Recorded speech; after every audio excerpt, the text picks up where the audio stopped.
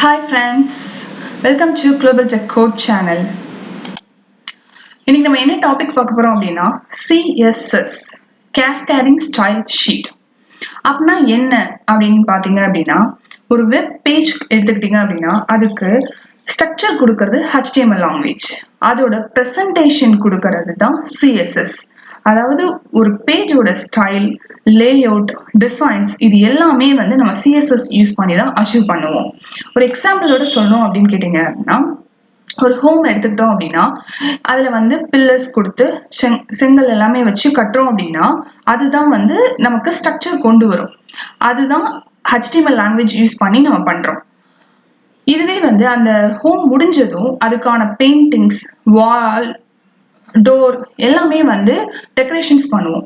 அதை பண்றதுதான் CSS. சரியா? இப்போ எந்த ஒரு லாங்குவேஜ் எடுத்துக்கிட்டோம் அப்படின்னாலே அதுக்கு வந்து என்ன இருக்கும் அப்படின்னா சின்டாக்ஸ் இருக்கும். இப்போ CSS ஓட சின்டாக்ஸ் பார்க்கலாம். Selector, property, colon, value. செலக்டர்ங்கிறது இங்க எதை மீன் பண்ணுது அப்படின்னு கேட்டீங்க அப்படின்னா HTML எலமெண்ட்ல ஏதாவது ஒரு எலமெண்ட், அதாவது டேக் இருக்கும், அந்த எலமெண்ட்டை வந்து இங்க மீன் பண்றாங்க.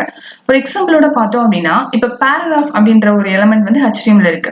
அந்த பேராகிராஃப் என்ன கலர்ல வரணும் அப்படிங்கிறதுக்கான CSS வந்து நான் எழுதியிருக்கேன். பேராகிராஃப் மீன் பண்ணுது செலக்டர், கலர் அப்படிங்கிறது ப்ராப்பர்ட்டி, கோலன், பிங்க்.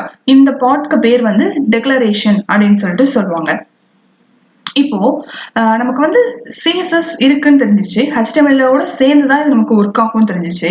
ஆனா எப்படி ஒர்க் ஆகும், எப்படி வந்து HTML-ஓட இதை வந்து நம்ம ஆட் பண்றது அப்படிங்கறது தான் இப்ப பார்க்க போறோம். How many ways to insert CSS in HTML அப்படிங்கறத நம்ம இப்ப பார்க்கலாம்.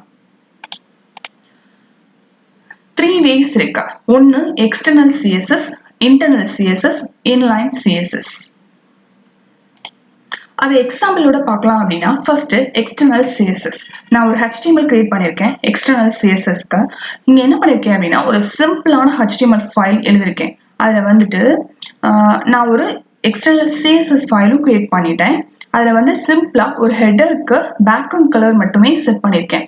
இந்த HTML-ல ஹெட் அப்படின்ற டேக் உள்ள லிங்க் பண்ணியிருக்கேன். அந்த ஃபைலை லிங்க் அப்படின்னு கொடுத்துட்டு lens style sheet H reference வந்து நமக்கு வந்து எந்த ஃபைலோ அந்த ஃபைலோட நேம் கொடுத்துருக்கேன். அதுக்கப்புறம் அதோட பாடியில H1 அப்படின்ற எலமெண்ட்டை நான் யூஸ் பண்ணியிருக்கேன். இப்போ எனக்கு இந்த கண்டென்ட்டுக்கு இந்த ஸ்டைல் ஷீட் வந்து அப்ளை ஆயிருக்கும். செக் பண்ணலாமா?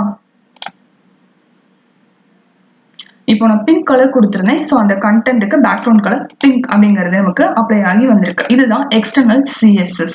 ஓகே, இதுவே வந்து இன்டர்னல் CSS எப்படி ஆட் பண்ணலாம், இன்லைன் CSS எப்படி ஆட் பண்ணலாம் அப்படின்னு பார்க்கலாம். சரியா?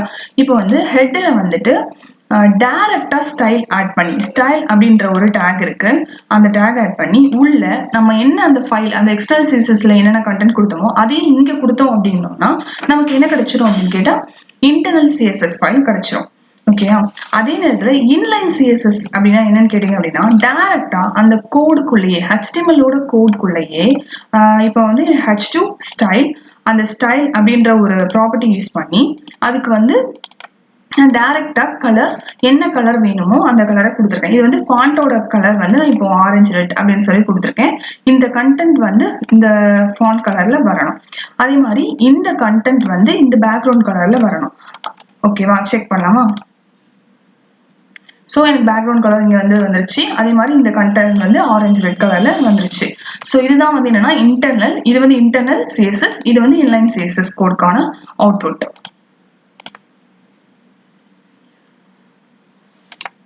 அவ்வளோதான் ஃப்ரெண்ட்ஸ், இந்த வீடியோவில் CSSனா என்ன, அந்த CSS-ஐ எப்படி HTML-ஓட ஆட் பண்ணலாம் அப்படிங்கிறத நம்ம பார்த்துட்டோம்.